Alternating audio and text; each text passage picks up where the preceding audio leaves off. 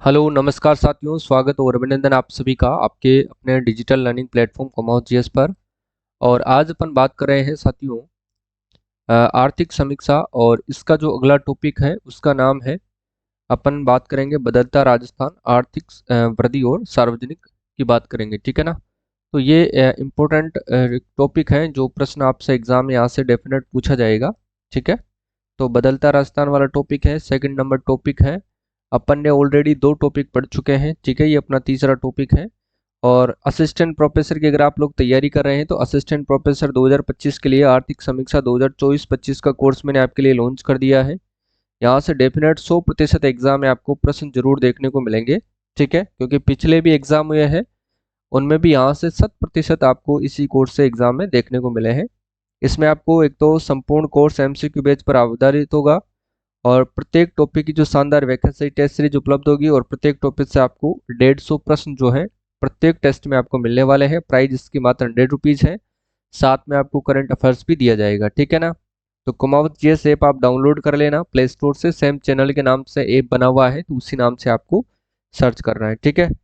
तो चलिए अपन शुरुआत करते हैं क्वेश्चन नंबर 1 से। देखिएगा, पहला प्रश्न आपके सामने है, क्या है कि वर्ष 2024-25 में स्थिर कीमतों पर राजस्थान के सकल राज्य घरेलू उत्पाद यानी कि जीएसडीपी में कितने प्रतिशत की वृद्धि दर का जो है अनुमान है। बताओ। देखिए, वृद्धि की बात करें तो साथियों कितनी जो है वृद्धि दर का अनुमान है। कभी की बात पूछ रहा है, आपसे पूछा है साथियों जीएसडीपी, और जीएसडीपी ध्यान रख लेना साथियों, वर्ष 2000 किसकी साथियों 24 और 25 की आपसे पूछा है ना। इसके अंदर जो है साथियों जो वृद्धि की गई है, और वृद्धि साथियों ये प्रश्न आपसे पूछा जा सकता है, तो ध्यान रख लेना कितने परसेंट की होगी। इस पर 7.82% की वृद्धि दर का अनुमान है, यानी कि option number B correct answer हो जाएगा। और ये वृद्धि किस कीमतों पर साथियों, ध्यान रख लेना स्थिर कीमतों पर है। तो ये प्रश्न भी आपसे पूछा जा सकता है, इसलिए इसको थोड़ा सा आपको याद रखना है। ठीक है ना। स्थिर कीमतों पर साथियों ये वृद्धि दर्ज की गई है, तो इतना इतना आप लोगों को याद रखना है। ठीक है। चलो, ये रहा इसकी जो व्याख्या है, वो देखो कि वर्ष 2024-25 में इसका सकल राज्य घरेलू उत्पाद जीएसडीपी 7.82% दर बढ़ने का अनुमान है। ठीक है ना, याद रख लेना। वर्ष 2024-25 में प्रचलित कीमतों पर राजस्थान का सकल राज्य घरेलू उत्पाद यानी कि जीएसडीपी कितना अनुमानित है। किस पर पूछा है साथियों, आपसे ये पूछा है प्रचलित कीमतों पर। तो ध्यान रख लेना साथियों, प्रचलित कीमतों पर पूछा है। तो प्रचलित कीमतों पर याद कर लेना क्या पूछा है आपसे, जीएसडीपी। तो कितना रहने वाला है बताओ। देखें तो इसका ध्यान रख लेना, वो रहेगा 17.04 लाख करोड़ साथियों, वो रहने वाला है। और ये प्रश्न इंपॉर्टेंट भी है, और आपको याद भी आपसे रखना है। ठीक है। तो ऑप्शन सी इसका सही आंसर हो जाएगा, इसलिए आप लोगों को याद करना है, जो कि साथियों पिछले वर्ष की तुलना में अधिक है। और कितना अधिक है इसकी अपन आगे चर्चा करेंगे। जो 2000 ये तो था साथियों 2024 और 25 की बात हो रही है, 2024 और 25 की है ना। लेकिन अगर आपसे पूछ लिया जाए, क्या पूछ लिया जाए कि साथियों 2023 और 24 के अंदर जो था प्रचलित कीमतों पर जो जीएसडीपी था साथियों, वो जीएसडीपी कितना था, तो ध्यान रख लेना 15.22 लाख था। ये भी आप लोगों को याद कर लेना है। ठीक है ना, 15.22 लाख तो इसकी तुलना में तो अधिक है। ठीक है ना। इस साल जो है वो साथियों अधिक रहने का जो है अनुमान है, ये आप लोगों को याद करना है। ठीक है ना। ये रहा प्रचलित कीमतों पर सकल राज्य घरेलू उत्पाद 17.04 लाख करोड़ पहुंचने का अनुमान है, जो पिछले वर्ष की तुलना में अधिक है, ये ध्यान रख लेना। चलो भाई, वर्ष 2024-25 में प्रचलित कीमतों पर राजस्थान की अनुमानित प्रति व्यक्ति आय पिछले वर्ष की तुलना में कितने परसेंट की वृद्धि हुई है। पर कैपिटा इनकम की बात आपसे पूछा है। ठीक है ना। तो पर कैपिटा इनकम की बात करें तो साथियों याद कर लेना आप लोग, पर कैपिटा इनकम की अगर बात करें तो किस पर पूछा है, ये ध्यान रख लेना साथियों, ये पूछा है आपसे प्रचलित कीमतों पर, है ना। किस पर पूछा है साथियों, ये प्रचलित कीमतों पर आपसे पूछा है ना। तो प्रचलित कीमतों पर जो पीसीआई यानी कि पर कैपिटा इनकम कितनी है, तो ध्यान रख लेना साथियों, पर कैपिटा इनकम की अगर बात करें तो वो है 1.85 लाख, है ना। और ये किस पर है, प्रचलित कीमतों पर है। आपसे पूछा है वृद्धि दर पूछा है, तो वृद्धि कितनी प्रतिशत को दर्शाता है, तो वृद्धि अब पूछा है, तो ध्यान रख लेना वृद्धि आप यहाँ पर लिखिएगा, पिछले साल की तुलना में 11.04% की वृद्धि को ये दर्शाता है ना। ये ध्यान रखिएगा, ऑप्शन बी करेक्ट आंसर रहेगा। तो प्रचलित कीमतों पर जो पीसीआई है वो कितनी है, 1.85 लाख रुपये हैं। ये ध्यान रख लेना आप लोग, ठीक है ना। करोड़ में पीसीआई करोड़ में नहीं है, रुपये में आती है। वर्दी 11.04% की है। क्लियर है। चलो देखो, ये रहा, यहाँ पर ये सारी चीजें हैं जो कि 1.85 लाख अनुमानित है प्रति व्यक्ति आई, जो 11.04% की वृद्धि को ये दर्शाती है। ठीक है। राजस्थान के सकल राज्य मूल्यवर्धन जीएसवीए में प्रचलित कीमतों पर कृषि क्षेत्र का योगदान कितना % है, ये पूछा है प्रचलित कीमतों पर। तो देख लेते हैं अपन प्रचलित कीमतों पर। देखो, प्रचलित कीमतों की बात करें साथियों, तो पूछा है कृषि का, पूछा है अपन तीनों की ही बात करेंगे। कृषि की बात करेंगे, उद्योग की बात करेंगे, फिर सेवाओं की अपन बात करेंगे। ठीक है ना। तो कृषि का तो कितना रहने वाला है, 26.92% रहने वाला है। वहीं इसकी बात करें उद्योग की तो 27.16% रहने वाला है। और सेवाओं की बात करें तो 45.92% रहने वाला है। ठीक है। जिसका जो सही आंसर रहेगा वो रहेगा कृषि का। अगर पूछा है तो ऑप्शन डी करेक्ट आंसर हो जाएगा। ये आप लोगों को याद कर लेना है। ठीक है ना। कृषि से पूछा है तो याद करिएगा। ठीक है। तो तीनों फैक्ट आपके सामने है, याद रखना है। अगला क्वेश्चन देखो, वर्ष 2024-25 के लिए प्रचलित कीमतों पर राजस्थान की जो अनुमानित प्रति व्यक्ति आय हो वो कितनी है। प्रचलित कीमतों पर 24-25 के लिए पूछा है। अभी अपन पढ़ के ही आए थे इसको, तो ध्यान रख लेना साथियों, 1.85 लाख रुपये। ये थोड़ा सा आपको याद कर लेना है। ठीक है। प्रश्न आपसे एग्जाम में पूछा जा सकता है। ऑप्शन बी करेक्ट आंसर हो जाएगा, याद कर लेना। ठीक है ना। सेवा क्षेत्र की वृद्धि में किन उपक्षेत्रों का उल्लेखनीय योगदान रहा है। केवल परिवहन और भंडारण, केवल शिक्षा और स्वास्थ्य, पर्यटन, सूचना प्रौद्योगिकी, सक्षम सेवाएं और वित्तीय सेवाएं की बात करें तो ऑप्शन सी इसका एकदम करेक्ट आंसर हो जाएगा। यह आप लोगों को विशेष रूप से याद रखना है। ठीक है। चलो अगला क्वेश्चन क्या है वो देखो, औद्योगिक क्षेत्र में कौन सी इकाइयां जो है वो शामिल की गई हैं, ये भी आप लोगों को याद रखना है साथियों ना।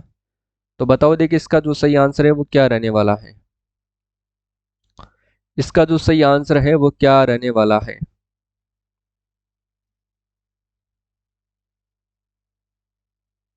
बताओ भाई देखे।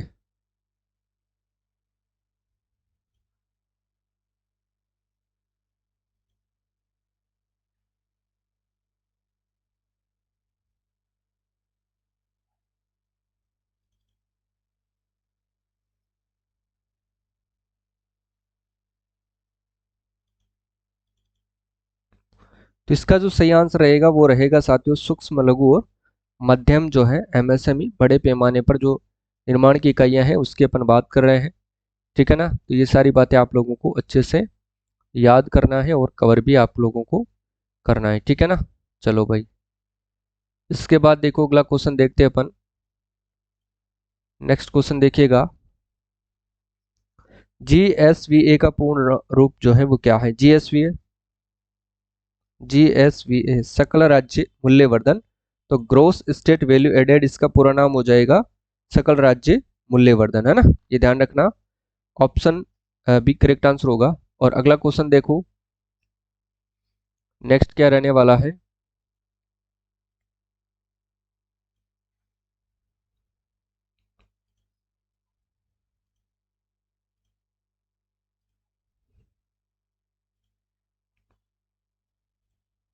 देखो भाई, है ना, वर्ष 2024-25 में प्रचलित कीमतों पर राजस्थान के जीएसडीपी में पिछले वर्ष की तुलना में कितने प्रतिशत की वृद्धि जो है दर्शाई गई है। प्रचलित कीमतों की बात कर रहा है ये, है ना। तो ये आपसे पूछा गया है किसमें साथियों, जीएसडीपी। जीएसडीपी सकल राज्य घरेलू उत्पादन, ग्रोस स्टेट डोमेस्टिक प्रोडक्ट में। तो ध्यान रखना है पिछले वर्ष की तुलना में कितने प्रतिशत की वृद्धि जो है इसके अंदर दर्शाई गई है। ये प्रश्न आपसे पूछा गया है, तो ध्यान रखिएगा साथियों, इसका जो सही आंसर होगा वो क्या रहेगा, बताओ देखे।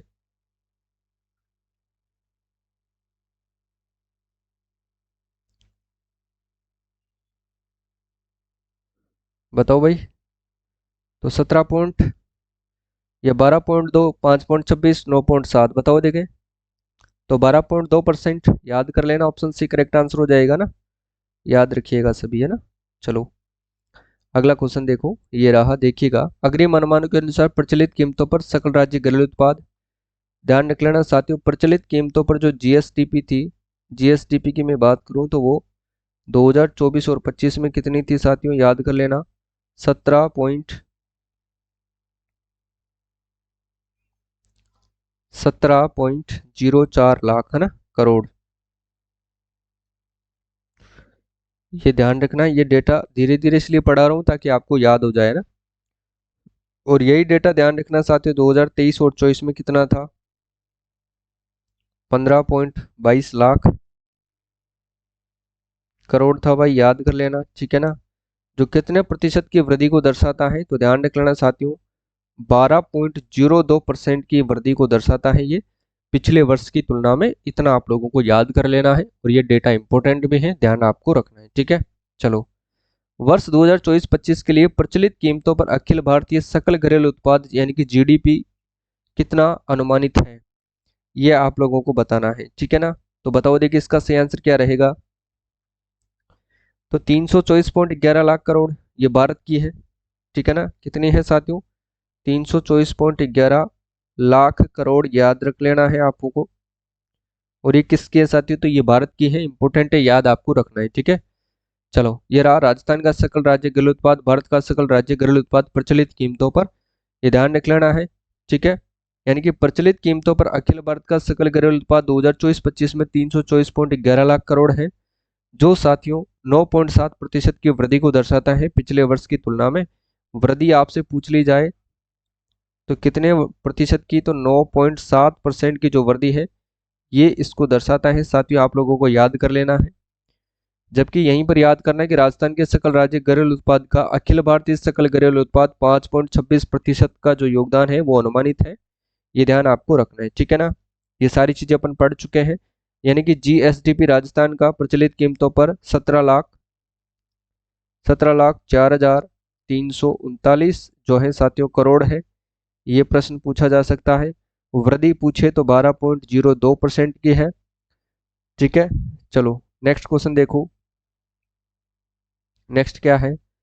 वर्ष 2024-25 में प्रचलित कीमतों पर भारत के जीडीपी में राजस्थान के जीएसडीपी का अनुमानित योगदान कितना परसेंट है। और ये परसेंट ध्यान रख लेना, 100% प्रश्न ये आपके लिए महत्वपूर्ण है।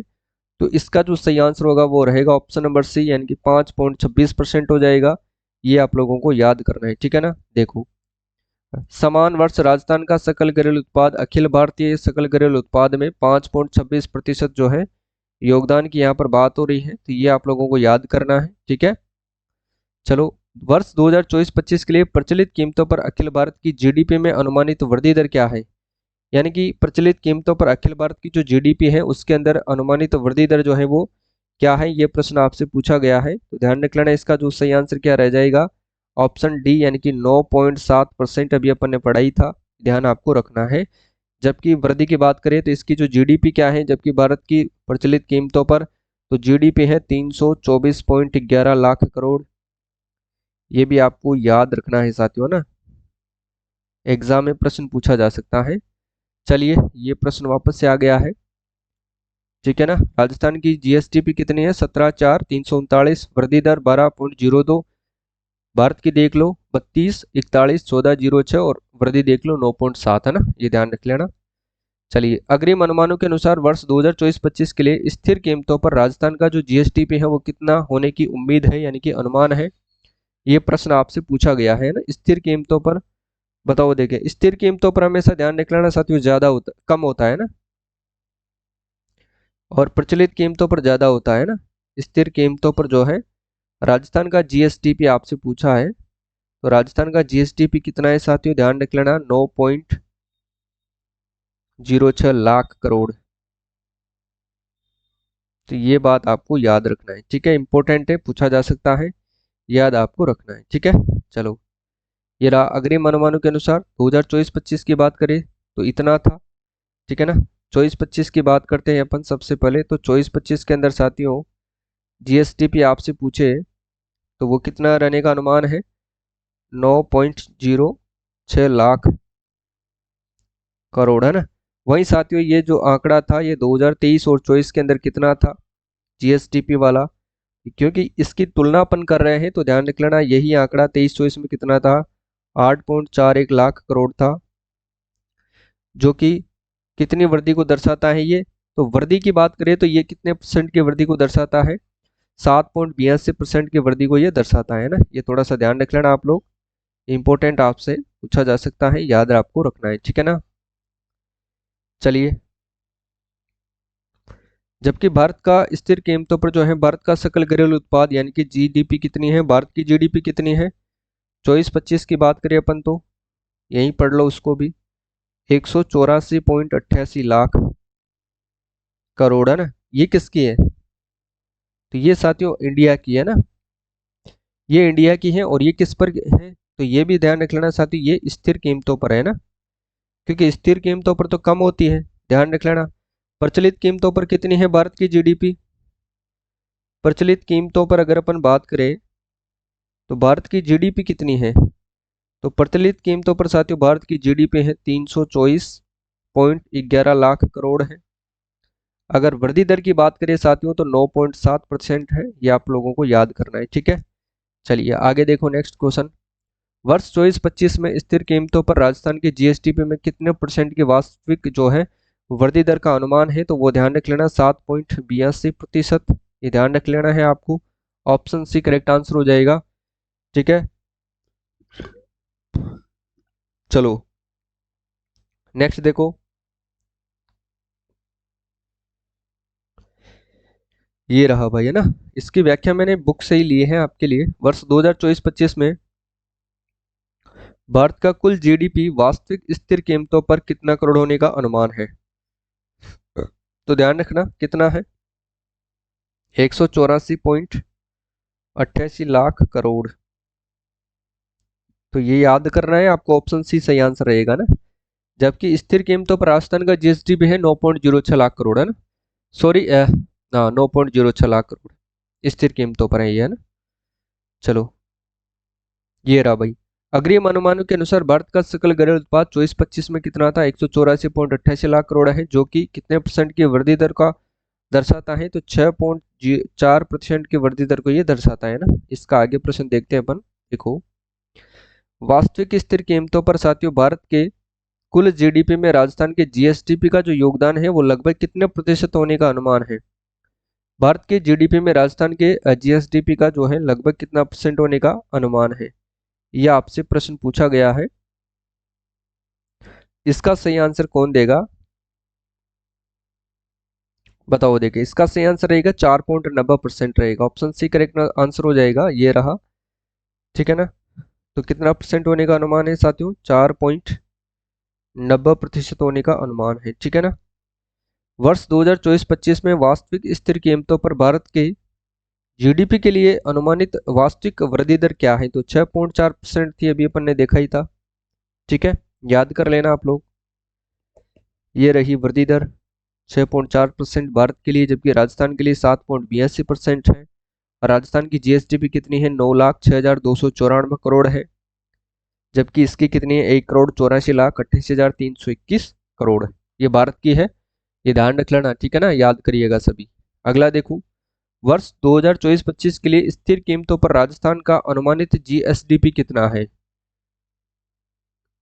बताओ देखें, अनुमानित जीएसडीपी पूछा है राजस्थान का स्थिर कीमतों पर, तो 9,06,294 करोड़ हो जाएगा, ठीक है ना। ऑप्शन बी करेक्ट आंसर हो जाएगा। चलिए ये रहा 9,06,294 करोड़, ये स्थिर कीमतों पर राजस्थान का जीएसडीपी है। वृद्धि दर पूछे तो 7.82% है, और भारत का पूछे साथियों तो 1,84,00,000 फिर 28,381 करोड़ है, ये भारत का जीडीपी है। और वृद्धि दर पूछे भारत की तो 6.04% है, ठीक है। देखो वर्ष 24-25 के लिए वास्तविक स्थिर 2012 कीमतों पर राजस्थान की अनुमानित वास्तविक आर्थिक वृद्धि दर क्या है? अनुमानित जो आर्थिक वृद्धि दर क्या है वो प्रश्न आपसे पूछा है, ठीक है ना। इसका सही आंसर रहेगा 7.82% है, ये ध्यान रख लेना आप लोग, ठीक है। ये रही, वर्ष 24-25 में स्थिर कीमतों पर अखिल भारतीय जीडीपी कितना है? जीडीपी पूछा है आपसे ना, तो जीडीपी की बात करें तो वो कितना है किस पर? स्थिर कीमतों पर तो 1,84,88,381 करोड़ है, ये ध्यान रख लेना आप लोग, इंपॉर्टेंट है, डेटा पूछा जा सकता है, ऑप्शन सी करेक्ट आंसर होगा, है ना। अगला देखो, चलिए भाई, वर्ष 2024-25 में वास्तविक यानी कि स्थिर कीमतों पर राजस्थान की अनुमानित वृद्धि दर कितनी है? 7.82% है। और अखिल भारतीय अनुमानित वृद्धि दर कितनी है? तो 6.40% के बीच क्या संबंध है? तो ध्यान रखना, राजस्थान की वृद्धि दर अखिल भारत की वृद्धि दर से कम है। राजस्थान की वृद्धि दर भारत की, ये तो गलत हो जाएगा ना भाई। राजस्थान की वृद्धि दर अखिल भारत की वृद्धि दर से अधिक है, बिल्कुल ये सही होगा, ऑप्शन बी करेक्ट आंसर हो जाएगा। इस प्रकार भी आपसे प्रश्न पूछा जा सकता है। हो सके यहाँ पर ये दे दिया इसलिए आप लोग तुलना कर सकते हो, लेकिन अगर ये ना दे करके परसेंटेज आपको न दे और ऐसे पूछ ले कि राजस्थान की अनुमानित वृद्धि दर और अखिल भारतीय अनुमानित वृद्धि दर के बीच क्या संबंध है, तब आप दोनों को परसेंटेज याद रहना चाहिए, तब आप ये प्रश्न आप कर सकते हो ना। शानदार प्रश्न है, ध्यान रखिएगा। वर्ष 2024-25 के लिए प्रचलित कीमतों पर राजस्थान का शुद्ध राज्य घरेलू उत्पाद यानी कि एनएसडीपी कितना अनुमानित है ना। एनएसडीपी की बात हो रही है, तो ये आपसे प्रश्न पूछा जा सकता है, इसलिए आप लोगों को याद करना है, ठीक है। ये है 1,52,925 करोड़ है, ठीक है ना। 15.25 lakh crore,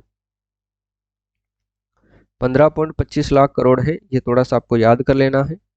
option B correct answer हो जाएगा। प्रचलित कीमतों पर राजस्थान का शुद्ध राज्य घरेलू उत्पाद यानी कि एनएसडीपी आपसे पूछा है ना, तो एनएसडीपी है। और ये किस पर है साथियों? प्रचलित कीमतों पर और स्थिर कीमतों पर, दोनों पर ही मैं आपको बता देता हूँ ना। सबसे पहले अपन बात करेंगे प्रचलित कीमतों पर। ध्यान से देखना इन चीजों को। देखो, प्रचलित कीमतों पर बात करें तो देखिएगा एनएसडीपी कितना रहने वाला है। वो रहेगा साथियों आपकी 15,24,950 करोड़ रहने वाला है, ठीक है। जबकि इसकी वृद्धि दर की बात करें तो 12.23% इसकी वृद्धि दर रहने वाली है प्रचलित कीमतों पर, है ना। और साथियों वही मैं बात करूं किसकी, स्थिर कीमतों की बात करूं, अगर वही बात की जाए साथियों स्थिर कीमतों पर बात की जाए, तो स्थिर कीमतों पर जो एनएसडीपी है साथियों, स्थिर कीमतों पर जो एनएसडीपी है वो कितनी रहने वाली है? 79,000 सॉरी 7,96,352 करोड़, है ना। ये ध्यान रखना है आपको। और इस पर जो वृद्धि दर रहेगी 8.03% आपके रहने वाली है। ये सारी बातें आप लोगों को याद करनी है। प्रचलित कीमतों पर एनएसडीपी 15,24,950 करोड़ और वृद्धि दर 12.23, जबकि स्थिर कीमतों पर जो है 7,96,352 करोड़ है स्थिर कीमतों पर एनएसडीपी और वृद्धि दर 8.03% है। ये सारणी आपको याद रखनी है, डेफिनेट यहाँ से प्रश्न एग्जाम में पूछा जाता है, ठीक है। चलो, वर्ष 2024-25 में प्रचलित कीमतों पर एनएसडीपी की जो अनुमानित वृद्धि दर है वो क्या है? तो 12.23% हो जाएगी। अभी अपन ने देखा ही था, ठीक है ना। चलो नेक्स्ट देखो, वर्ष 2024-25 के लिए 2011-12 स्थिर कीमतों पर राजस्थान का एनएसडीपी कितना है? स्थिर कीमतों पर हमेशा कम होता है, तो 7,96,352 करोड़ हो जाएगा। ये इंपॉर्टेंट है और आप लोगों को याद आपको रखना है, ठीक है। ये रहा 7,96,352 करोड़। वृद्धि दर पूछे तो 8.03% है स्थिर कीमतों पर। स्थिर कीमतों पर साथियों राजस्थान के एनएसडीपी की अनुमानित वृद्धि दर क्या है? तो 8.03% है। ऑप्शन डी करेक्ट आंसर हो जाएगा। पढ़ लिया इसको अपन ने। अगला क्वेश्चन है कि वर्ष 2023-24 की तुलना में वर्ष 2024-25 में प्रचलित कीमतों पर जो एनएसडीपी है उसकी वृद्धि दर में कितना परिवर्तन हुआ है? ये प्रश्न आपसे पूछा गया है। बहुत ही शानदार प्रश्न है। 100% एग्जाम में इस टाइप के अगर प्रश्न पूछ ले तो ध्यान रख लेना, ये प्रश्न आपका बिल्कुल एकदम एक्यूरेट सही होना चाहिए, तब जाकर के आपको पढ़ने का आनंद आएगा ना। तो इसका सही आंसर रहेगा 0.05%, है ना। अब ये क्यों आया? क्योंकि साथियों जो पिछले वर्ष की जो वृद्धि दर थी वो थी साथियों 12.28% थी, और इस टाइम की जो वृद्धि दर है वो है 12.23%। तो कितना परसेंट का अंतर आया है? तो ध्यान रख लेना साथियों, 0.5% की जो है यहाँ पर क्या देखी गई है? कमी देखी गई है पिछले वर्ष की तुलना में, ठीक है ना। तो ये थोड़ा सा आपको याद करना है, ये डेटा आपको याद होना जरूरी है ना। देखो, वर्ष 2023-22 की 23-24 की तुलना में 24-25 में स्थिर कीमतों पर एनएसडीपी की जो वृद्धि दर में क्या बदलाव आया है? ये प्रश्न भी बहुत ही शानदार इंपॉर्टेंट है, और इसके अंदर भी याद कर लेना साथियों, 0.02% की क्या आई है साथियों? कमी आई है, ठीक है ना। तो ये पूछा है स्थिर कीमतों पर जो इस बार जो है 8.03% है, जबकि पिछली बार कितना था बताओ, देखें 8.05% था। ठीक है ना, ये ध्यान रख लेना है, 8.05% था। ये तो जो वृद्धि दर है ये अनुमानित है 2024 और 25 की, और जो ये वृद्धि दर है साथियों ये है आपके 2023 और 24 की। ठीक है, तो इनको घटाने पर याद कर लेना 0.2% की क्या आई है, यहाँ पर कमी आई है, इसलिए ये सही आंसर रहेगा, option number B correct answer हो जाएगा। ये आप लोगों को याद रखना है। ठीक है, वर्ष 2024-25 के लिए प्रचलित कीमतों पर राजस्थान की जो पर कैपिटा इनकम है वो कितनी अनुमानित है, प्रति व्यक्ति आई है ना, प्रचलित कीमतों पर। ये प्रश्न भी शानदार है साथियों, प्रचलित कीमतों पर प्रश्न पूछा गया है, तो ये हो जाएगी साथियों आपके 1,85,053 रुपये, ये ध्यान रख लेना है आपको। ठीक है ना, 53 रुपये, ऑप्शन सी करेक्ट आंसर हो जाएगा। वैसे आप इसको लिख सकते हैं 1.85 लाख। क्लियर है भाई, चलो ये रहा। ठीक है ना, तो देखो भाई बात करते हैं अपन पर कैपिटा इनकम की, यानी कि पीसीआई की अगर बात करें, तो ये जो प्रचलित कीमतों पर सबसे पहले अपन बात कर रहे हैं, प्रचलित मूल्यों पर ध्यान रख लेना साथियों, इसका जो है 1,85,053 रुपये आपको याद कर लेना है। इसी के अंदर अगर आपसे पूछे तो प्रचलित कीमतों पर जो वर्धी दर पूछे पीसीआई की, तो वो 11.04% हो जाएगी, है ना। ठीक है, वही अखिल भारत की आपसे पूछे तो कितने हो जाएगी, 2,01,62, और वृद्धि दर पूछे तो 8.7% हो जाएगी। ये सारी चीजें आपको याद रखना पड़ेगा भाई, है ना। प्रचलित कीमतों पर राजस्थान की प्रति व्यक्ति आय में पिछले वर्ष की तुलना में कितने परसेंट की वृद्धि दर्शाई गई है, ये अपन पहले भी पढ़ चुके हैं। ये ध्यान रखना, ऑप्शन बी आपके सही आंसर रहेगा ना। प्रचलित कीमतों पर अखिल भारतीय स्तर पर प्रति व्यक्ति आय कितनी अनुमानित है, देखो 2024-25 की बात कर रहे हैं अपन। ठीक है ना, 2024 और 25 के अंदर प्रचलित कीमतों पर पीसीआई कितनी है, भारत की पूछा है, तो 2,01,62 रुपये है, ये ध्यान रख लेना आप लोग। ठीक है ना, जबकि इसकी जो वृद्धि अगर देखें तो वृद्धि कितनी रहने वाली है, 8.7% रहने वाली है, ये आप लोगों को याद करना है। ठीक है ना, बिल्कुल, जिसका सही आंसर होगा ऑप्शन नंबर बी करेक्ट हो जाएगा। प्रचलित कीमतों पर अखिल भारतीय स्तर पर प्रति व्यक्ति आय यानी कि वृद्धि दर क्या अनुमानित है, तो 8.7% है, ये ध्यान रख लेना है, इंपॉर्टेंट क्वेश्चन हो जाएगा। ठीक है, देखो अगला क्वेश्चन, देखो नेक्स्ट क्वेश्चन क्या है आपके, देखो भाई वर्ष 2023-24 में प्रचलित कीमतों पर राजस्थान और अखिल भारत की प्रति व्यक्ति आय की वृद्धि की तुलना में क्या निष्कर्ष निकलता है, यानी कि राजस्थान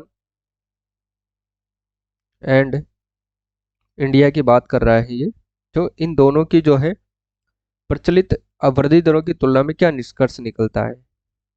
देखो राजस्थान की वृद्धि दर 11.8%, जबकि भारत की वृद्धि दर जो है 8.7% से अधिक थी। राजस्थान की वृद्धि दर भारत की वृद्धि दर से कम थी, या दोनों की वृद्धि दर बराबर थी, बताओ देखिए इसका सही आंसर क्या रहेगा। तो ध्यान रखकर राजस्थान की जो वृद्धि दर थी साथियों वो भारत की वृद्धि दर से अधिक थी, यानी कि तो ये 11.4% थी, ये ध्यान रख लेना है आपको। ठीक है ना, ऑप्शन ए करेक्ट आंसर हो जाएगा, ये आप लोगों को याद करना है। ठीक है ना, 0.4% थी, यहाँ पर 0.4 कर लेना है, 0.8 नहीं है ना, ऑप्शन ए करेक्ट हो जाएगा, ये ध्यान आपको रखना है। ठीक है, वर्ष 24-25 के लिए स्थिर कीमतों पर राजस्थान की प्रति व्यक्ति आय की अनुमानित है, प्रति व्यक्ति आय स्थिर कीमतों पर 96,638, ये आप लोगों को याद करना है, ऑप्शन सी करेक्ट आंसर हो जाएगा। देखो स्थिर कीमतों की बात करते हैं, देखिएगा अगर अपन बात करें साथियों स्थिर कीमतों पर, तो स्थिर कीमतों पर जो पीसीआई है वो कितनी रहने वाली है, राजस्थान की बात करेंगे तो 96,638 रुपये पीसीआई हमेशा रुपये के अंदर होती है, ये आप लोगों को याद करना है ना। 96,000 हो गया, 90,414 हो गया, बताओ देखे, 96,638 रुपये है ना। ठीक है, याद कर लेना। चलो भाई ये रहा 96,638 रुपये, ये स्थिर कीमतों पर है, ध्यान रख लेना साथियों, स्थिर मूल्यों पर है। ठीक है ना, ये ध्यान रखना है आपको, और ये क्या है, पीसीआई है स्थिर मूल्यों पर राजस्थान की, जबकि ये क्या है साथियों 6.88%,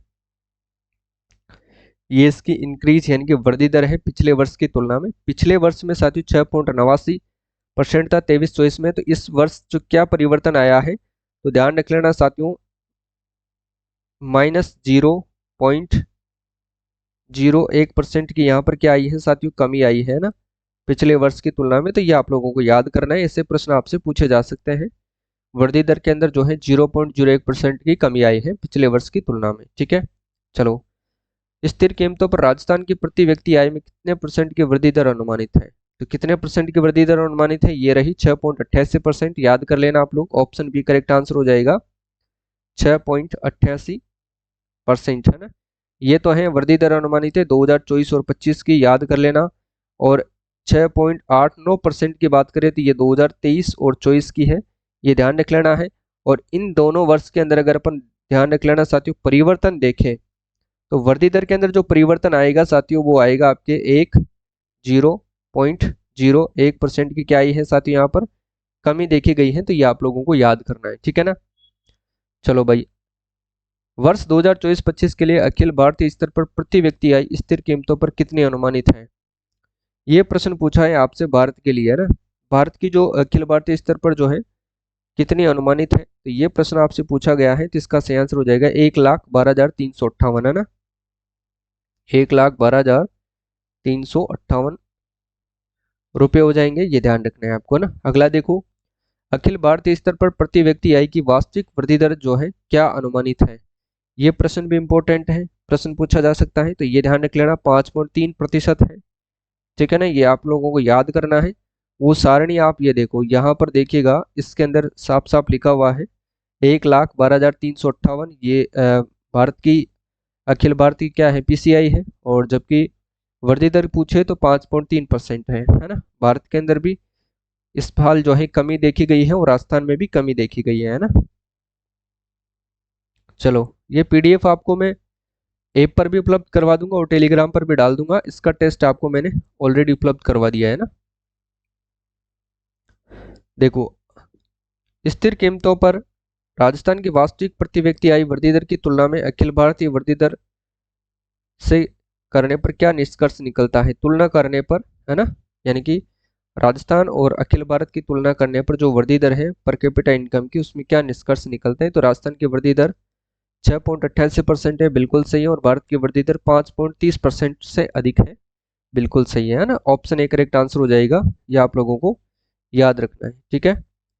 चलो भाई, नेक्स्ट देखो, वर्ष 2023-24 में प्रचलित कीमतों पर सकल जिला घरेलू उत्पाद के मामले में कौन सा जिला शीर्ष पर था? सकल घरेलू उत्पाद के मामले में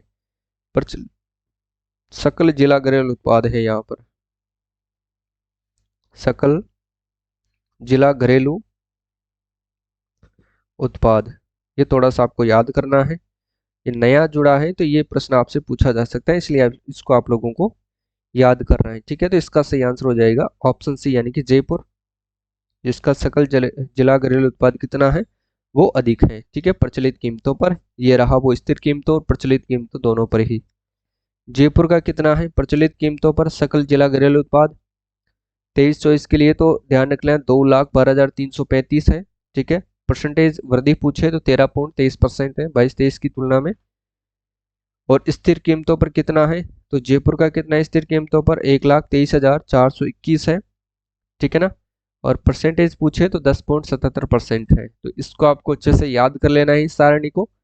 उसके बाद जो है आप लोगों को प्रश्न उत्तर करने हैं, ठीक है ना। चलो, प्रचलित कीमतों पर किस जिले की वृद्धि दर 15.16% अधिक थी? बताओ, ये रही यहाँ पर देखो, देखिए 15.16% अलवर है, ये वो सारणी है, ठीक है। तो इसके अंदर किसकी अधिक थी प्रचलित कीमतों पर? तो अलवर की थी, ऑप्शन नंबर 1 करेक्ट आंसर हो जाएगा ना भाई, ठीक है। स्थिर कीमतों पर जयपुर का सकल जिला घरेलू उत्पाद कितना था? 1,23,421 करोड़ अपन ने देखा ही था। स्थिर कीमतों पर वर्ष 2023-24 में किस जिले की वृद्धि दर जो है 13.47% यानी कि सर्वाधिक रही थी? ये प्रश्न भी ध्यान रखना है आपको। तो ये किसकी रही थी, ये भी आपको बताना है। तो ये रही थी आपके अलवर की, वृद्धि दर पूछेगा 13.47%, ये रही वो सारणी, आप चेक कर सकते हैं। ये रहा अलवर, और अलवर की जो वृद्धि दर है 13.47% है, ये आपको ध्यान रखना है, ठीक है। इस प्रकार से एक एक करके सारे प्रश्न आपको कवर कर रहे हैं। ये सारे प्रश्न आप लोग पढ़ लेना क्योंकि उसी सारणी से दिए गए हैं। ठीक है, आप खुद से करोगे तो आपका काम हो जाएगा।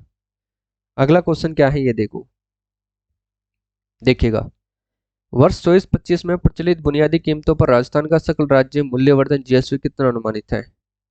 प्रचलित बुनियादी कीमतों पर, तो ध्यान रख लेना, ज्यादातर एग्जाम में आजकल प्रचलित कीमतें ही पूछते हैं। तो जीएसवी आपसे पूछा है सकल राज्य मूल्यवर्धन, तो ये कितना है, कितना अनुमानित है? तो ध्यान रख लेना, ये 15.70 लाख करोड़ अनुमानित है। ये ध्यान रख लेना है आपको। ठीक है, प्रश्न इंपॉर्टेंट है और ये आपसे पूछा जा सकता है, इसलिए याद कर लेना। ठीक है, तो इसका सही आंसर हो जाएगा ऑप्शन बी, एकदम करेक्ट हो जाएगा। ठीक है ना। चलो, वर्ष 2024-25 में प्रचलित बुनियादी कीमतों पर किस क्षेत्र की वृद्धि दर जो है सर्वाधिक यानी कि 12.29% रहने का अनुमान है? तो सर्वाधिक 12.29% रहने का अनुमान है। किस क्षेत्र की बात हो रही है यहाँ पर? तो ध्यान रख लेना, सेवा क्षेत्र की बात हो रही है। ठीक है ना। चलो, प्रचलित बुनियादी कीमतों पर कृषि क्षेत्र का सकल मूल्यवर्धन कितना करोड़ अनुमानित है? ये प्रश्न भी आपसे पूछा जा सकता है। तो कितना करोड़ अनुमानित है? 4,22,854 करोड़ अनुमानित है। ये रही वो सारणी। देखो, कृषि की बात करें, सबसे ज्यादा मैं आपको बता देता हूँ, कृषि, फिर इसके बाद आता है उद्योग, फिर इसके बाद आती है सेवाएं। ठीक है, देखो कृषि का लिखते हैं अपन, तो कृषि का कितना है? 4,22,854। जबकि अपन बात करें उद्योग क्षेत्र की, तो ध्यान रख लेना, 4,26,472 करोड़। ठीक है, वहीं साथियों सेवाओं की बात करें तो 7,21,120 करोड़। ठीक है, ये सब राशि किस में है साथियों? करोड़ के अंदर है। ये आप लोगों को याद करना है। ठीक है, तीनों फैक्ट आपको याद करने हैं, एग्जाम में पूछे जाएंगे आपसे ना। चलो, सेवा क्षेत्र का सकल मूल्यवर्धन करोड़ कितना था? तो सेवा क्षेत्र का 7,21,120 करोड़ जो सबसे अधिक है। और प्रचलित कीमतों पर कृषि क्षेत्र का जो है अनुमानित योगदान कितना परसेंट है? कृषि क्षेत्र का परसेंट पूछा है, 26.92% है। 27.16% ये उद्योग का है। ठीक है, 45.52% ये सेवा क्षेत्र का है और ये कृषि का है। याद कर लेना सभी। प्रचलित बुनियादी कीमतों पर उद्योग क्षेत्र का सकल मूल्यवर्धन कितना अनुमानित है?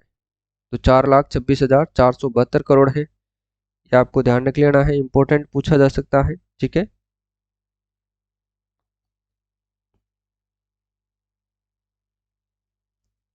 4 लाख किसका पूछा? ये उद्योग क्षेत्र का सकल मूल्यवर्धन है ना।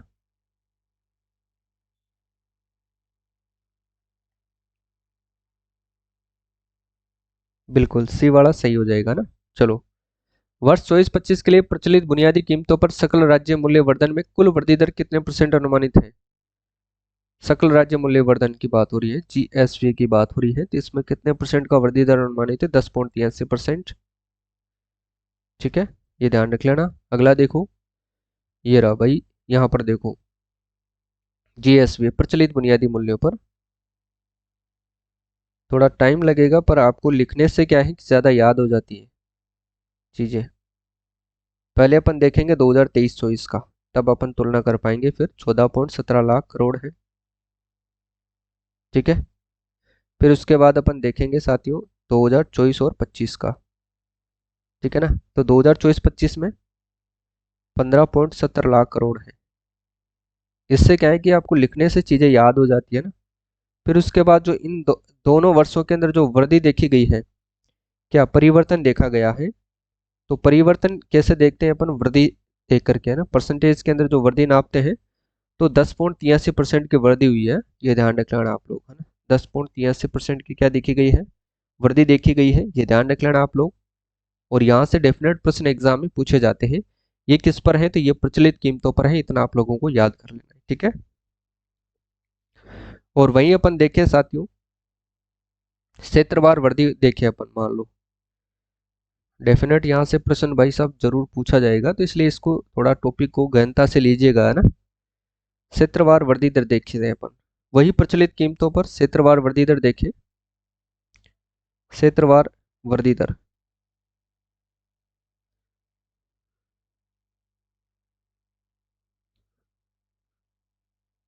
क्षेत्रवार वृद्धि दर। देखो सबसे पहले अपन देखेंगे किसकी, कृषि की देखते हैं, ठीक है।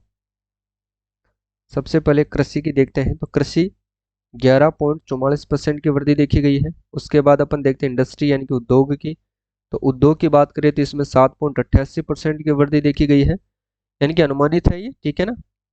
और वहीं साथियों सेवाओं की बात करें तो सेवाओं का तो अपन पढ़ चुके हैं पहले भी, सेवाओं में ध्यान रख लेना 12.29% की वृद्धि दर जो है वो देखी गई है। और ये इंपॉर्टेंट है, याद कर लेना साथ, ये पूछी जा सकती है आपसे एग्जाम के अंदर, ठीक है। चलो, वर्ष 24-25 के अनुमानों के अनुसार प्रचलित बुनियादी कीमतों पर सकल मूल्यवर्धन में कितने प्रतिशत जो योगदान है उसके मामले में क्षेत्रों का सही अवरोही क्रम यानी कि घटते क्रम में है, ये प्रश्न आपसे पूछा है। तो बड़े से छोटे की ओर आपसे जाना है, ठीक है। तो सबसे बड़ा सेवा क्षेत्र है, सबसे बड़ी सेवाएं हैं 45.92% है, तो ये ध्यान रखना है आपको, 45.92% है। फिर उसके बाद आता है उद्योग क्षेत्र, जो कि कितना है, 27.16% है। फिर उसके बाद आती है कृषि, ठीक है ना, जो कि 26.92% है। तो बड़े से छोटे की ओर चलना है तो सबसे पहले सेवा, फिर उद्योग, फिर कृषि। ऑप्शन सी एकदम करेक्ट आंसर हो जाएगा, ठीक है।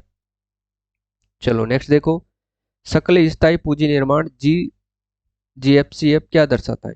तो सकल स्थायी जो पूंजी निर्माण है साथियों, ये क्या दर्शाता है, ये भी आप लोगों को बताना है, ठीक है।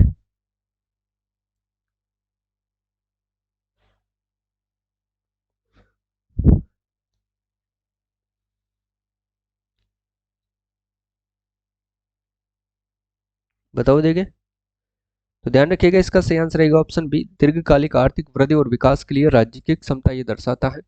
डेफिनेट सीधा सीधा प्रश्न आपसे यहाँ से पूछा जाता है, इसलिए इसको अच्छे से याद रखना है, ठीक है।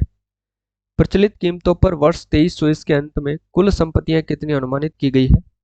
तो कुल जो संपत्तियां साथी वो कितने अनुमानित की गई है, ये ध्यान रखना है आपको, 4,48,061 करोड़ की जो है कुल संपत्तियां अनुमानित की गई है, ठीक है ना। 4,48,061 करोड़ अनुमानित की गई है, ये ध्यान रख लेना है आप लोगों को।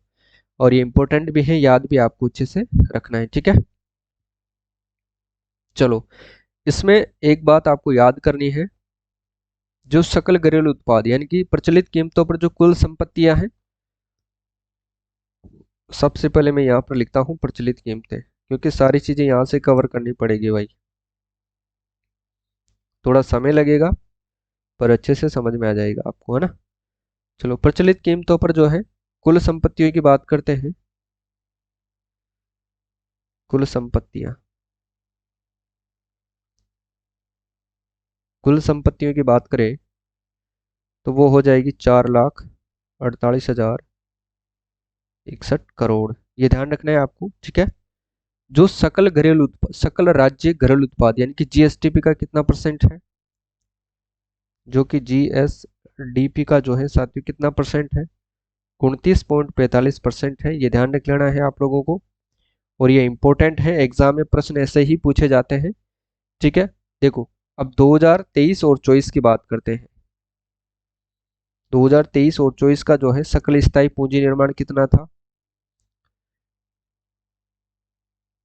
गत वर्ष यानी कि 22-23 की तुलना में जो वृद्धि देखी गई है, 23-24 यानी कि 22 और 23 की तुलना में जो वृद्धि देखी गई है साथी, वो कितनी देखी गई है, वो देखी गई है 11.65% की वृद्धि यहाँ पर देखी गई है।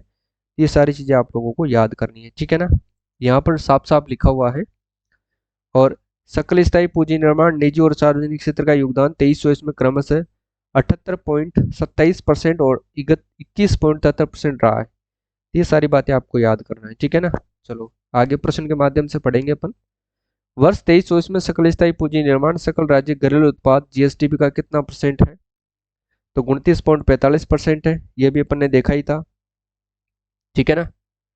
चलो नेक्स्ट देखो, ये रहा वो, अगला देखो, सकल स्थायी पूंजी निर्माण में गत वर्ष यानी कि 22-23 की तुलना में कितने परसेंट की यहाँ पर वृद्धि देखी गई है, कितने परसेंट के साथ यहाँ पर जो है वो वृद्धि हुई है, ये भी आपको बताना है। 11.65% की वृद्धि हुई थी क्या भाई, ठीक है। तो ये भी आप लोगों को याद करना है, ठीक है ना, गत वर्ष की तुलना में चलिए ये रहा 11.65%। ठीक है ना। चलो वर्ष 2023 में सकल स्थायी पूंजी निर्माण निजी क्षेत्र का जो योगदान है वो कितना परसेंट रहा है? निजी क्षेत्र का जो योगदान है साथियों वो कितना परसेंट रहा था? तो 78.27% रहा था। ये ध्यान रख लेना है आप लोगों को। ठीक है। चलो सुमिलित करना है अब आपको। देखिएगा सूची 1 जिला को सुमिलित, सूची 2 जीडीपी करोड़ में प्रचलित कीमतों पर 23 का अनुमानित है। ये अपन वही है भाई, अपन जो पढ़ के आए थे उस सारणी के माध्यम से ना। अब यहाँ पर आपको क्या करना है? मिलान करना है। ठीक है। तो मिलान के माध्यम से अपन इनको डिस्कस करते हैं। चलो मैं यहाँ से एक जो है आपके एक तीर का निशान ले लेता हूँ ताकि आपको मिलाने में आसानी रहे, है ना। चलो इसमें पूछा गया है जयपुर का कितना है? तो जयपुर का 2,12,1335 है। वहीं अलवर का कितना है साथियों? तो अलवर की बात करें तो 1,19,820 है। ये प्रचलित कीमतों पर है, याद कर लेना। ठीक है। वहीं साथियों जोधपुर की पूछे तो जोधपुर का 83,191 है। और अजमेर का पूछे आपसे तो अजमेर का याद कर लेना साथियों 70,283 है ना। ये जीडीपी है, सकल जिला घरेलू उत्पाद है, ये ध्यान रख लेना है। ये क्या है साथियों? इसका पूरा नाम है सकल जिला घरेलू उत्पाद। ठीक है ना। ये थोड़ा सा आपको याद करना है। ऑप्शन ए करेक्ट आंसर आपके हो जाएगा। क्लियर है। चलो भाई नेक्स्ट देखो। अगला क्वेश्चन ये रही वो सारणी। यहाँ से डेफिनेट आपसे प्रश्न पूछे जाएंगे, ये इस बात को आपको ध्यान रख लेना। और ये सारणी साथियों बहुत ही वेरी वेरी इंपॉर्टेंट है, ये आप लोगों को ध्यान रखना ही रखना है। ठीक है। चलो नेक्स्ट देखो। नेक्स्ट क्वेश्चन देखो सूची 1 सूची 2 स्थिर कीमतों पर पूछा है। अब वो प्रचलित कीमतों पर था। ठीक है। देखो इसका जो सही आंसर क्या रहेगा?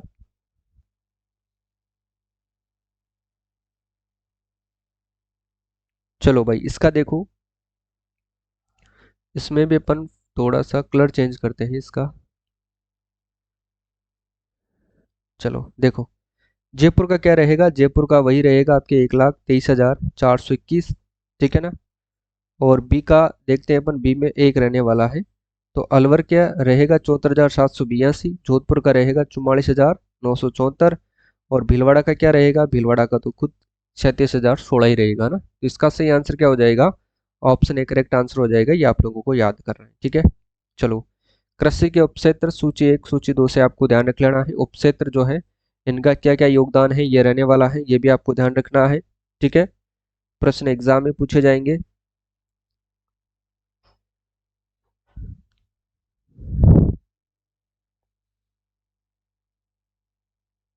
उप क्षेत्रों की बात हो रही है, फसलें, पशुधन, वानिकी और मत्स्य पालन। ठीक है ना। इसका सही आंसर क्या होगा ये भी आपको ध्यान रखना है। क्लियर है। चलो आ गया होगा सही आपको। बताओ देखिए इसका क्या सही आंसर है।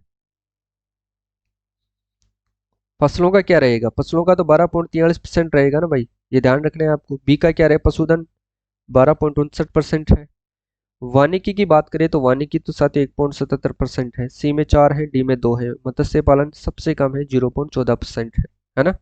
ये थोड़ा सा ध्यान रखना है। और मैं ऑप्शन ए आपके सामने लिखता हूँ, इनके एक बार लिख भी देता हूँ ताकि आपको याद हो जाए। तो फसल का कितना रहेगा? 12.43% है, ये ध्यान रख लेना है। ठीक है। ये कृषि के उपक्षेत्र हैं, याद कर लेना आप लोग, है ना। वही साथियों में बात करता हूँ पशुधन की। तो पशुधन का कितना परसेंट रहने वाला है? 12.59% है, जो कि सबसे अधिक है। ठीक है। वही वानिकी साथियों ध्यान रखना 1.17% है। वानिकी तो ध्यान रखना 1.77% हो जाएगी। उसके बाद आती है मत्स्य पालन जो कि सबसे कम है। मत्स्य पालन है ना, ये कितना हो जाएगा? 0.14%, जो कि सबसे कम है। सर्वाधिक तो है साथियों आपकी पशुधन, सर्वाधिक उपक्षेत्र है कृषि कृषि का। और सबसे कम है वो है न्यूनतम। तो न्यूनतम क्या है साथियों? वो है मत्स्य पालन। तो ये चीजें आप लोगों को याद रखनी होती हैं। ठीक है ना। चलो नेक्स्ट क्वेश्चन देखो, ये रहा वो पूरा चित्र आपके सामने है। ठीक है। उद्योग क्षेत्र का जो है उपक्षेत्र की बात करें, उद्योग क्षेत्र के उपक्षेत्र भी अगर देखेंगे आगे, ये देखिएगा उद्योग के उपक्षेत्र और योगदान प्रतिशत को सुमेलित करना है। सूची 1 में उपक्षेत्र दे रखे हैं और सूची 2 में योगदान दे रखे हैं। ठीक है। इसका जो सही आंसर है वो आपको देखना है। क्लियर है ना? तो उद्योग क्षेत्र में देखो भाई, चलिए अपन देखते हैं विनिर्माण। तो विनिर्माण में क्या होगा, ए में 3, 11.58% हो जाएगा। निर्माण में बी में 1 होना चाहिए तो 9.47% हो जाएगा। उत्खनन की बात करते हैं तो सी में 4, 3.30% हो जाएगा। और विद्युत की बात करें तो 2.81% हो जाएगा, है ना? ये आप लोगों को याद करना है। क्लियर है ना भाई?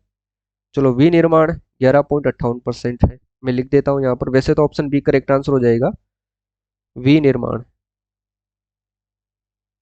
विनिर्माण का कितना परसेंट योगदान है? तो 11.58% है, ये आप लोगों को याद करना है। उसी के साथ निर्माण की बात करते हैं अपन। तो निर्माण का क्या परसेंट रहेगा? 9.47% रहेगा। निर्माण 9.47 है, 9.47%। उसके बाद खनन एवं उत्खनन की बात करते हैं। खनन व उत्खनन, ठीक है भाई। तो इसका है 3.30%। अगर डेटा वगैरह गलत हो तो मुझे बता देना भाई, है ना? वैसे तो मैंने पूरी सावधानी रखी है, फिर भी कोई गलती हो ही जाती है तो उसके लिए माफ़ी चाहता हूँ। बाकी आप लोग याद करके मुझे बता देना। वैसे मैं एक बार फिर चेक कर लूँगा। वैसे मेरी तरफ से तो कोई एरर नहीं है, ठीक है। चलो अगला देखो, सेवा के उपक्षेत्रों की बात हो रही है तो सूची 1 को सूची 2 से आपको मिलाना है। तो सेवा की बात करें, सबसे पहले व्यापार, मरम्मत और होटल। तो इसके अंदर तो ध्यान रख लेना, व्यापार, मरम्मत और होटल के अंदर 12.78% हो जाएगा ना भाई। वित्तीय सेवाओं की बात करें तो इनमें साथियों 5.03% और लोक प्रशासन की बात करें 3.56% हो जाएगा। इसका सही आंसर होगा 231, 231 सी ऑप्शन, 231, है ना? ऑप्शन सी करेक्ट हो जाएगा। देखो ये रहा, मैं फिर लिख देता हूँ व्यापार, मरम्मत और एक आता है आपके होटल। तो ये ध्यान रख लेना, इसका है 12.78% जो कि सर्वाधिक है, ठीक है।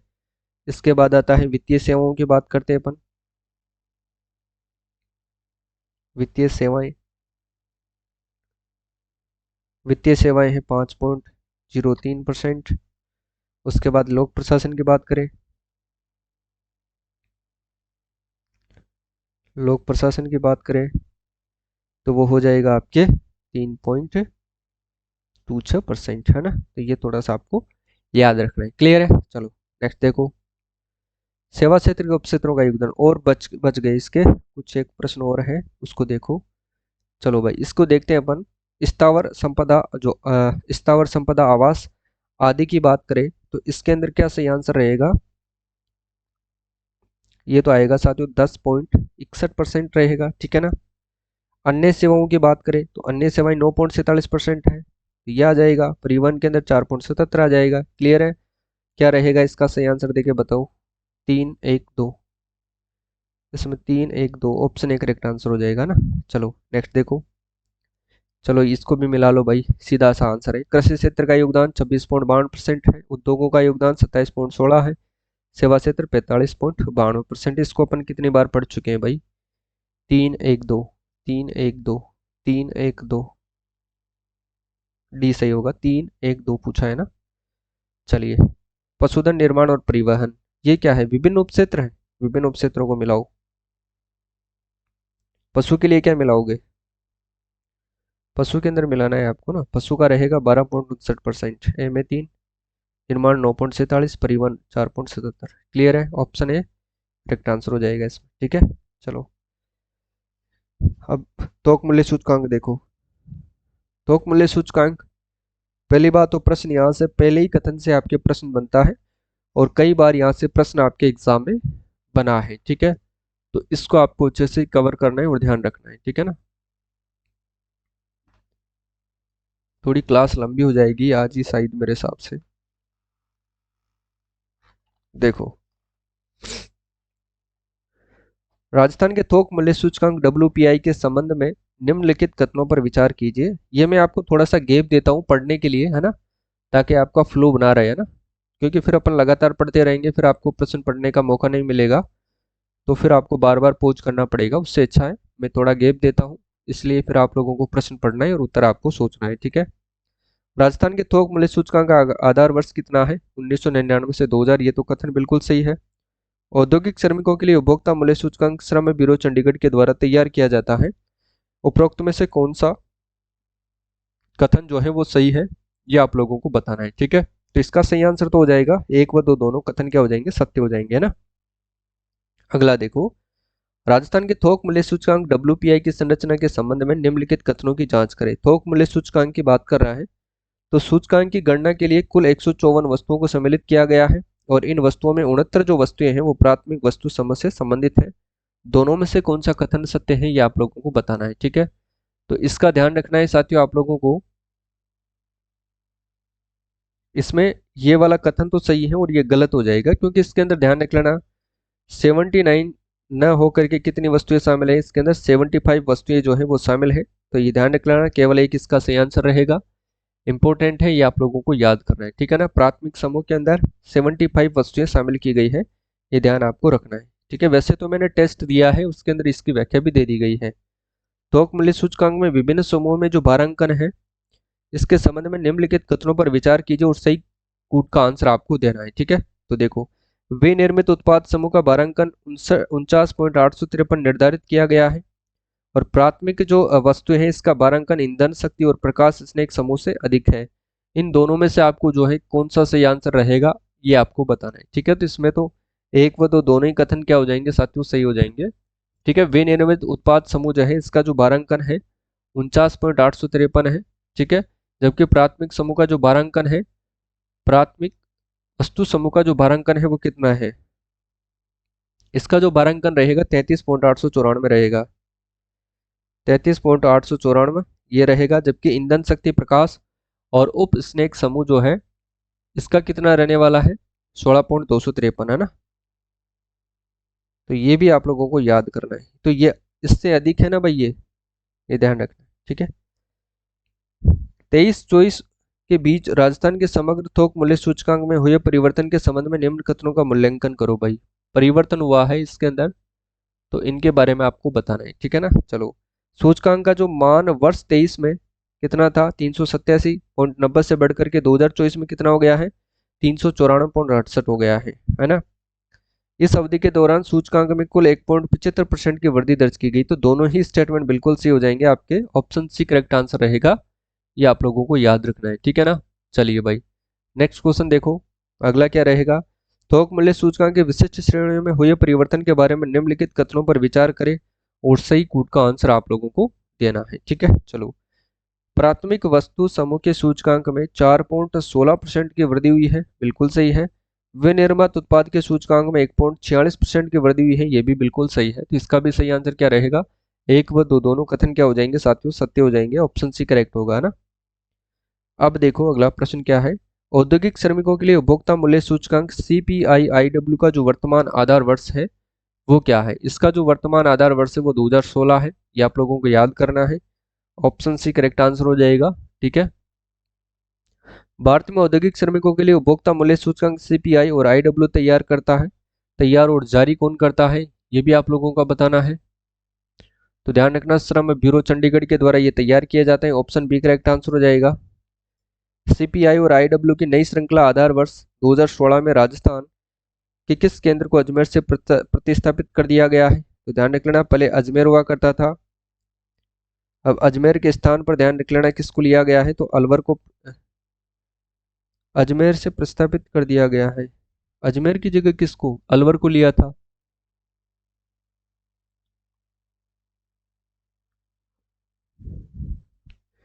अलवर आना चाहिए भाई, है ना।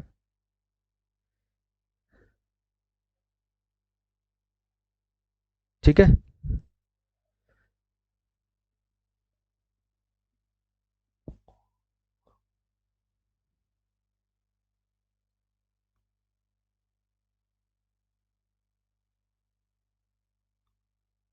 ठीक है ना। चलो, वर्तमान में राजस्थान के कितने केंद्र CPI औद्योगिक श्रमिक सूचकांक के लिए डेटा प्रदान करता है? तो ये भी आप लोगों को बताना है। तो किस प्रकार से? 4 प्रकार से डेटा प्रदान करता है। श्रम ब्यूरो ने CPI IW की नवीन श्रृंखला आधार वर्ष 2016 बराबर सो कब से जारी करना शुरू किया था? बताओ देखे। कौन बताएगा इसका सही आंसर?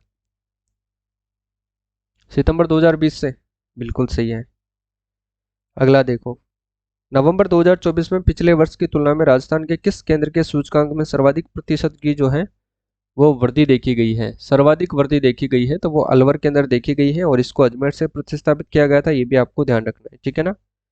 नवंबर 2024 तक पिछले वर्ष की तुलना में अखिल भारतीय स्तर पर सीपीआई और आईडब्ल्यू में कितने परसेंट की वृद्धि दर्ज की गई है? तो इसमें जो है साथियों कितने परसेंट की वृद्धि दर्ज की गई है, तो ध्यान रखना 3.67% की वृद्धि देखी गई है। ऑप्शन बी आपके सही रहने वाला है, तो ये भी आपको याद रखना है। राष्ट्रीय स्तर पर सीपीआई यानी कि औद्योगिक श्रमिक जो है इसकी गणना के लिए देश भर के कुल कितने औद्योगिक केंद्र चयनित हैं?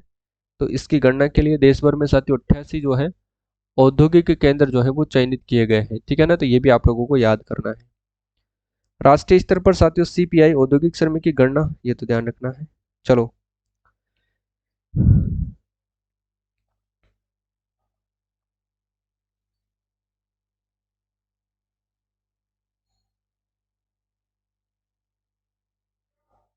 इसका आंसर बताओ भाई क्या रहेगा?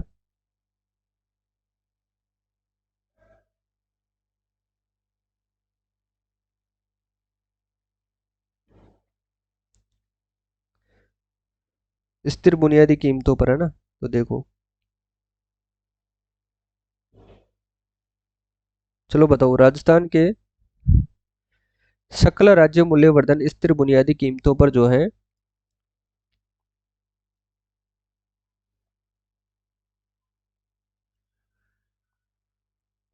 एक मिनट यार, चलो पढ़ लिया, इसको बताओ। अग्रिम अनुमानों के संबंध में साथियों निम्नलिखित कथनों पर विचार करो, है ना।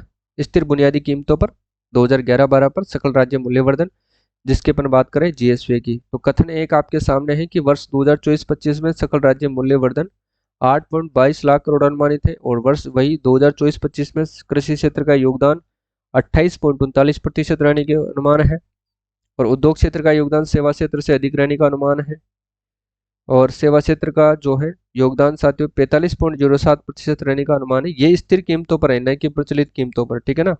तो स्थिर कीमतों के अनुसार आपको बताना है। देखो, इसके अंदर जो सही आंसर तो रहेगा वो रहेगा आपके ऑप्शन सी, यानी कि 1 और 4 इसमें सही रहेगा। पहला सही है और चौथा सही है, ये दोनों गलत हो जाएंगे, ठीक है ना। अब ये दोनों गलत क्यों है? देखो, क्योंकि साथियों यहाँ पर जो है उद्योग क्षेत्र का जो योगदान है 28 पॉइंट कितना है, 39% है। तो ये तो उद्योग का है, इसने उल्टा कर दिया है 28.39%, तो ठीक है ना, ये ध्यान रख लेना है, इसलिए ये गलत हो जाएगा।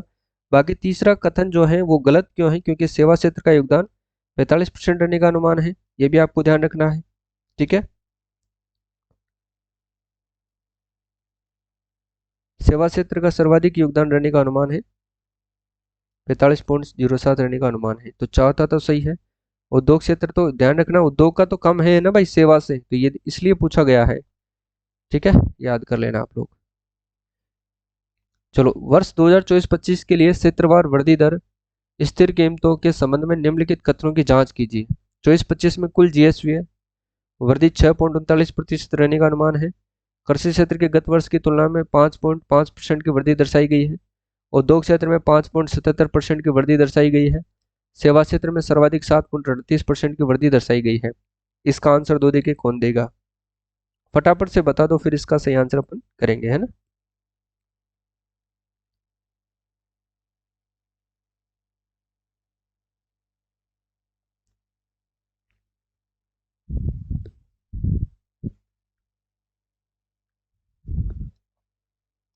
तो इसमें ध्यान रखना 2, 3 और 4 कथन सही हो जाएंगे।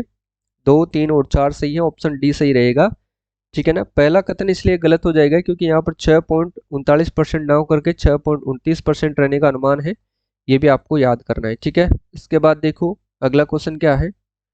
सकल राज्य मूल्यवर्धन जीएसवी यानी कि अग्रिम अनुमान 2024-25 के अनुसार विभिन्न क्षेत्रों के सकल मूल्यवर्धन में निम्न कथनों को पढ़िए और दिए गए कूट में से सही उत्तर आपको चुनना है, ठीक है ना। तो उद्योग क्षेत्र, देखो वर्ष 2024-25 में कृषि का सकल घरेलू मूल्यवर्धन 2.18 लाख करोड़ अनुमानित है, या फिर उद्योग का सकल जो है मूल्यवर्धन 2.33 लाख करोड़ अनुमानित है। सेवा का सकल मूल्यवर्धन 3.17 लाख करोड़ अनुमानित है। कृषि का कृषि क्षेत्र का मूल्यवर्धन उद्योग क्षेत्र से अधिक है। तीनों में चारों में से बताओ देंगे।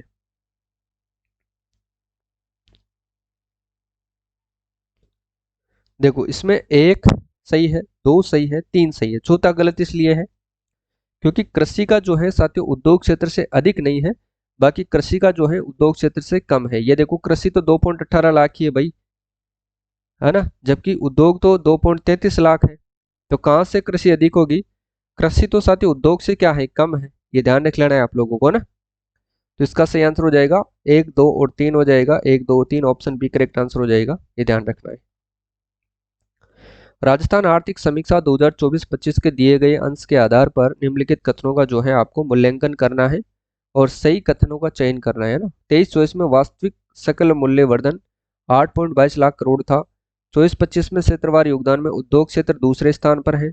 वर्ष 2024-25 में कृषि की वृद्धि दर उद्योग क्षेत्र की वृद्धि दर से अधिक है और सेवा क्षेत्र की वृद्धि दर 7.38% है। जीएसपी की कुल 6.29% से अधिक है। बताओ देखें, ये स्थिर कीमतों पर है, याद कर लेना आप लोग, है ना, यहाँ पर है स्थिर कीमतें, याद कर लेना आप लोग भाई, स्थिर कीमतों पर है ये, ठीक है, प्रचलित पर नहीं है, ये थोड़ा सा आपको याद करना है। इसका सही आंसर रहेगा दो और चार, दो और चार बिल्कुल सही हो जाएगा, ये दो और ये चार, ठीक है। बाकी दोनों कथन क्या हो जाएंगे, गलत हो जाएंगे ये। चलो इसके बाद देखो अटल पेंशन योजना अपन देखते हैं। अटल पेंशन योजना के संबंध में निम्नलिखित कथनों पर विचार कीजिए और सही कूट का आंसर आप लोगों को देना है, ठीक है। देखो यह योजना मुख्य रूप से असंगठित क्षेत्र के श्रमिकों पर केंद्रित एक पेंशन योजना है। इसमें शामिल होने के लिए पात्र व्यक्ति न्यूनतम आयु 18 वर्ष और अधिकतम आयु 40 वर्ष है। 60 वर्ष की आयु प्राप्त करने के बाद लाभार्थी को 1000 से लेकर के 5000 रुपये प्रति माह तक गारंटी शुदा पेंशन दी जाती है। राजस्थान में 31 दिसंबर 2024 तक इस योजना के तहत 36.62 लाख व्यक्तियों को नामांकित किया जा चुका है। बताओ भाई इसमें सही आंसर क्या रहेगा, ये आप लोगों को फटाफट से बताना है। बताओ देखे कौन देगा इसका सही आंसर भाई।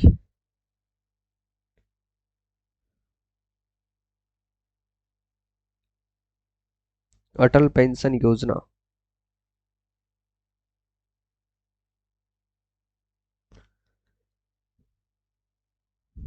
बताओ देखे। सी और डी वाला कथन कहाँ गया इसका भाई, डी वाला कथन ही कट गया इसका। तो इसमें तो उपरोक्त सभी कथन क्या हो जाएंगे, सत्य हो जाएंगे भाई, है ना, चारों ही कथन सही है, ये ध्यान रखना ना, उपरोक्त सभी। मैं लिख देता हूँ आपको ना। अगला देखो, आर्थिक समीक्षा 24-25 के अनुसार वर्ष 2023-24 में जीएसडीपी से राजस्व प्राप्तियों का प्रतिशत क्या रहा था? तो राजस्व प्राप्तियों का प्रतिशत रहा था 13.36%। ये चित्र है, इस चित्र के अनुसार देखो ये रहा 13.6 23-24 के अंदर, जबकि 22-23 में कितना रहा था, 14.37%। इस साल की कमी आई है, इस साल तो कमी आई है बिल्कुल 1.1% की, है ना, 1.13 में से 14 में से एक गया, 13 गए एक, ठीक है, बाकी 1.1% की कमी आई है 22-23 की तुलना में, ये ध्यान रख लेना है ना, कमी देखी गई है गत वर्ष की तुलना में साल, ये थोड़ा सा ध्यान रखें। आर्थिक समीक्षा 24-25 के अनुसार वर्ष 23-24 में जो है जीएसडीपी का राजकोषीय घाटा प्रतिशत कितना रहा है? राजकोषीय घाटा प्रतिशत जो है वो कितना रहा है? 4.31%। ये देखो ये रहा 4.31% 23-24 के अंदर। इस साल जो है 22-23 की तुलना में जो कि राजकोषीय घाटा इसके अंदर क्या हुई है, वृद्धि हुई है, ये ध्यान रख लेना है आप लोगों को, ठीक है ना। चलिए आर्थिक समीक्षा 24-25 के अनुसार 23-24 में जीएसडीपी से राजस्व घाटा प्रतिशत में कितना रहा है? 2.56% रहा है, ये ध्यान रख लेना, ऑप्शन डी करेक्ट आंसर होगा। चित्र देख लो इसका, ये रहा जीएसडीसी पे राजस्व घाटा 2.56% 23-24 के अंदर। राजस्व घाटे के अंदर 22-23 की तुलना में भी क्या हुई है, वृद्धि हुई है। पहले 2.32% था 22-23 में, अब 2.56% हो गया है। वर्ष 23-24 में राजस्व प्राप्तियों में गत वर्ष की तुलना में कितने परसेंट की वृद्धि हुई है? राजस्व प्राप्तियों में गत वर्ष की तुलना में कितने परसेंट की वृद्धि हुई है? तो 4.25% की यहाँ पर वृद्धि दर्ज की गई है, ये ध्यान रख लेना है, ठीक है, ये रही। जबकि राज्य के स्वयं के कर राजस्व में 7.72% की वृद्धि दर्ज हुई है। ठीक है ना। चलो, वर्ष 23-24 में राज्य के स्वयं के कर में कितने परसेंट की वृद्धि दर्ज हुई है? 7.72%। देखो, 23-24 में माल एवं सेवा कर यानी कि SGST में कितने परसेंट की यहाँ पर वृद्धि दर्ज की गई है? ये प्रश्न भी आपसे पूछा गया है, तो बताओ देखिए इसका सही आंसर क्या रहेगा? 12.50%। ऑप्शन बी करेक्ट आंसर होगा, है ना। वर्ष 23-24 में राज्य के कुल व्यय का भार वहन करने में और राजस्व प्राप्तियों का योगदान कितना परसेंट रहा है? बताओ देखें, इसका जो योगदान है वो 75.49% रहा है। ठीक है, ऑप्शन डी करेक्ट आंसर होगा, ये रहा। ठीक है ना। चलो आगे देखो, वर्ष 23-24 में योजनाओं पर कुल व्यय राशि कितनी थी? योजनाओं पर जो है कुल व्यय जो राशि थी साथियों वो कितनी थी? वो थी 1,56,867 करोड़ थी, जो कि साथियों गत वर्ष की तुलना में 10.27% अधिक है। गत वर्ष की तुलना में कितनी है? 10.27% अधिक है। ठीक है ना। वर्ष 23-24 में पूंजीगत व्यय की राशि कितनी रही, जो वर्ष 22-23 से कितने जो है प्रतिशत अधिक थी? ये भी आपको याद रखना। ठीक है ना। बताओ देखिए इसका सही आंसर क्या रहेगा? तो ध्यान रख लेना, 26,646 करोड़, जो कि 34.6% क्या थी? अधिक थी, है ना। 31 मार्च 2024 को राज्य की कुल राजकोषीय देनदारियां कितनी रही है? राजकोषीय जो देनदारियां हैं साथी वो रही है 5,71,639 करोड़, ये रही है। ठीक है। वर्ष 2022-23 की तुलना में वर्ष 2023-24 में राजकोषीय देनदारियों में कितने प्रतिशत की वृद्धि हुई है? देनदारियों में साथियों कितने परसेंट की जो है वृद्धि हुई है? तो ये पूछा है आपसे, 13.7%। ठीक है, ऑप्शन सी सही रहेगा। अगला क्वेश्चन है कि स्टैंड अप इंडिया योजना के संबंध में निम्नलिखित कथनों पर विचार कीजिए। भाई, स्टैंड अप इंडिया योजना की बात हो रही है, तो इसके अंदर आपको ध्यान रखना है, यह योजना अनुसूचित जाति, अनुसूचित जनजाति और महिला उद्यमियों को उद्यमिता के लिए प्रोत्साहित करती है। बिल्कुल सही है। इस योजना के तहत 10 लाख से 1 करोड़ तक की ऋण की सुविधा प्रदान की जाती है। यह भी सही है। इस ऋण को 7 वर्ष की अवधि में लौटाना होता है। यह भी सही है। यह ऋण गैर कृषि क्षेत्र में हरित क्षेत्र के उद्यमों की स्थापना के लिए दिया जाता है। यह भी सही है। ठीक है, तो चारों स्टेटमेंट इसके सही हो जाएंगे। ऑप्शन डी क्या हो जाएगा? करेक्ट हो जाएगा। ठीक है। अगला है कि अटल पेंशन योजना के निम्नलिखित कथनों के बारे में विचार करें और सही कोड का आंसर दे। तो ये अपन देख चुके हैं, ये वाला तो प्रश्न ऑप्शन डी इसका सही आंसर हो जाएगा, उपरोक्त सभी, है ना। भाई यह योजना असंगठित क्षेत्र श्रमिकों पर केंद्रित है। पात्रता की न्यूनतम आयु कितनी? 18 वर्ष और अधिकतम आयु 40 वर्ष है। 60 वर्ष की आयु के बाद 1,000 से 5,000 तक की मासिक पेंशन दी जाती है। राजस्थान में 31 दिसंबर 2024 तक 36.62 लाख व्यक्ति नामांकित हुए हैं। तो ये इंपॉर्टेंट है, सारे फैक्ट हमने कवर कर लिया। ऑप्शन डी करेक्ट आंसर हो जाएगा। ठीक है। चलो, राजस्थान के लिए राजकोषीय घाटा प्रबंधन के संदर्भ में निम्नलिखित कथनों पर विचार कीजिए। बात करता है ये 23-24 के लिए, है ना। तो वर्ष 2023-24 के संचित अनुमानों का जो राजस्व घटा है 38,955 करोड़ रहा है। ठीक है ना, ये सही है। इस अवधि के लिए वास्तविक राजकोषीय घाटा 65,580 करोड़ दर्ज किया गया, ये भी सही है। राजकोषीय घाटे का सकल राज्य घरेलू GSDP से अनुपात 4.31% रहा, ये भी सही है। और इस राजकोषीय घाटे में विद्युत क्षेत्र के लिए 0.56% का हिस्सा शामिल है, ये भी बिल्कुल सही है। इसका सही आंसर रहेगा ऑप्शन नंबर डी, यानी कि उपरोक्त सभी सही हो जाएंगे। ठीक है। राजस्थान के सकल राज्य मूल्य वर्धन, ये तो अपन सारे प्रश्न पढ़ लिए हैं। ठीक है। देखो, ये स्कीम वार परिवर्तित आय और व्यय का जो परिव्यय है, ये आप लोग एक बार देख लो। ठीक है। देखो भाई, कृषि और संबंध सेवाओं की बात करें तो इसका 2.21% योगदान है। हम्म,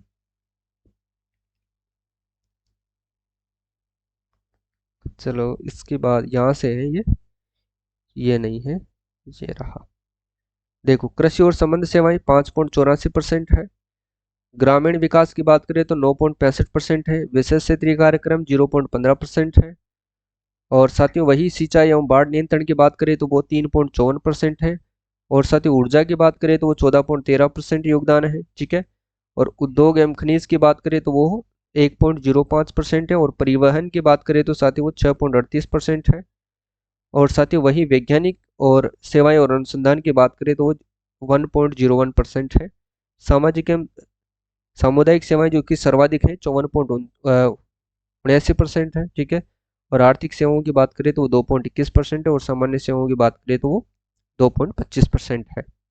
तो ये सारी चीज़ें आपको अच्छे से कवर करना है। ये वाली सारणी का आप स्क्रीनशॉट ले लें, यहाँ से डेफिनेट आपको एग्जाम में प्रश्न जरूर देखने को मिलेगा। ठीक है, तो आज की क्लास को अपन यहीं पर समाप्त करते हैं। ये पूरा टॉपिक इसके अंदर खत्म हो गया है। और इसके बाद जो है मैंने आपके लिए आर्थिक समीक्षा का कोर्स लॉन्च कर दिया है, उस कोर्स को जो है आप लोग जरूर जा करके देखिएगा। ठीक है, तो धन्यवाद। जय हिंद, जय भारत, राधे राधे, जय श्री कृष्ण।